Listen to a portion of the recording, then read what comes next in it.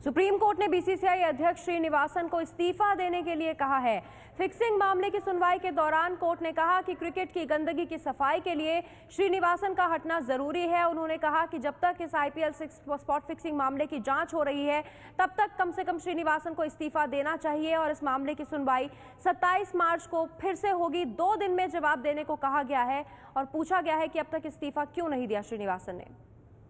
देखिए, माननीय उच्चतम न्यायालय ने आज इस मुकदमे को सुनने के लिए निर्धारित किया था और मुकदमे की सुनवाई आधा घंटा तक चली और सील्ड लिफाफा के ऊपर बात आई और उन्होंने बीसीसीआई के लॉयर को माननीय न्यायालय ने कहा कि अगर क्रिकेट को आपको साफ करना है तो श्रीनिवासन को स्टेप डाउन करना पड़ेगा। इसके अलावा क्या कहा? इसके बाद इसके कहा नहीं तो अगर श्रीनिवासन स्टेप डाउन नहीं करेंगे तो हम वर्डिक्ट पास करेंगे, जो भी वर्डिक्ट होगा।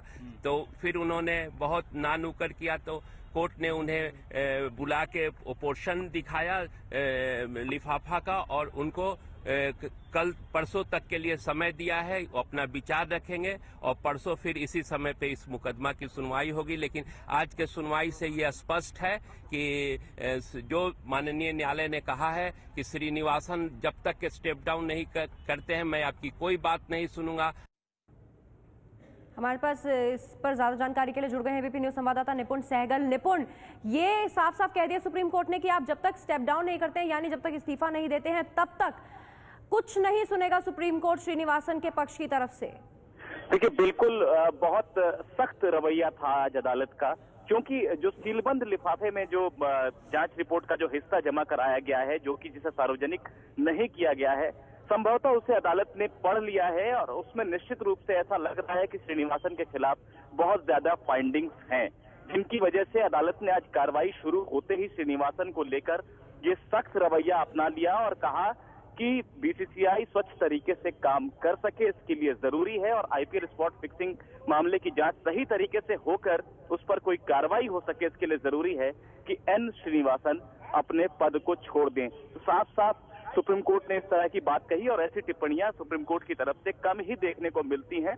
सुप्रीम कोर्ट ने ये भी कहा कि अगर ऐसा नहीं होता है तो जो उचित आदेश होगा वो हमें पारित करना पड़ेगा। तो पूरी तरह से दबाव में अब एन श्रीनिवासन है और ऐसा लगता नहीं है कि उनके पास बहुत ज्यादा विकल्प बचते हैं सुप्रीम कोर्ट की इस सख्ती के बाद कि वो अपने पद पर बने रहें। शुक्रिया निपुण आपका इस जानकारी के लिए। तो ये तक कह दिया है सुप्रीम कोर्ट ने कि अगर खुद नहीं हटते हैं तो हटाने का आदेश देना होगा। बीसीसीआई के अध्यक्ष श्रीनिवासन और आईपीएल स्पॉट फिक्सिंग मामले में जांच चल रही है, जिसमें सुप्रीम कोर्ट का कहना है कि अगर श्रीनिवासन पद पर बने रहेंगे तो इससे जांच पर असर पड़ सकता है।